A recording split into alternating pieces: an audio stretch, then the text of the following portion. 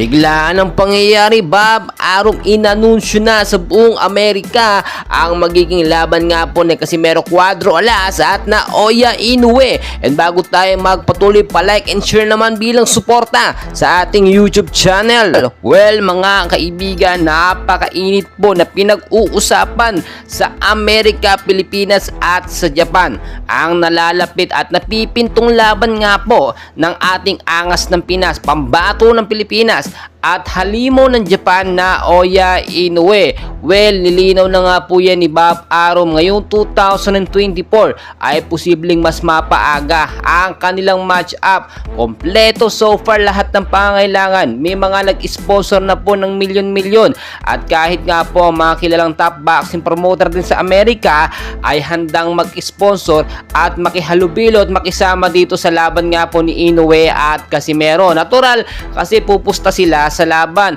Well, kung titignan po ninyo ngayong kondisyon ng pangangatawan ni Casimero angas ng Pinas, eto namang si Naoya Inoue ay tilang hindi mapakali. Kahit sabihin natin kondisyon ang pangangatawan ni Inoue, kinakailangan niya magturok ng pain reliever para nga pampalakas daw niya at hindi tabla ng suntok ni Casimero. Well, as of now, alam naman natin napakatinding training ka. Kahit tamaan nga po ni Inoue itong si Alas, hindi tatalab sa kanya yung mga suntok dahil si angas ng Pinas ay sanay na sanay sa malalakas na suntok at mga sakit.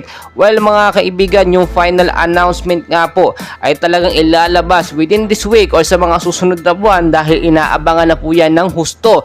Dahil kapag once na inilabas na ang fight schedule ni Naoya Inoue at Casimero angas ng Pinas, sigurado nga mga Pilipino mismo ang magbibigay ng kanilang full support sa ating pambato angas ng Pinas. Bakit kamo?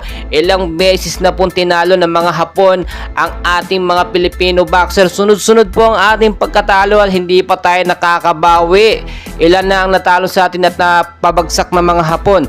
At eto yung sinasabi natin na malaki ang laban ni Casimero angas ng Pinas dito sa halimaw ng Japan na si Inoue na puro turok lang at puro pagpapabigat lang sa gloves ang ginagawa. Well, kung Pilipino ka at tunay na Pilipino ka, alam mo ang kapasidad ng ating pambato na si Casimero. Kaya hindi siya inilaban ng MP noon dahil natatakot sila, no?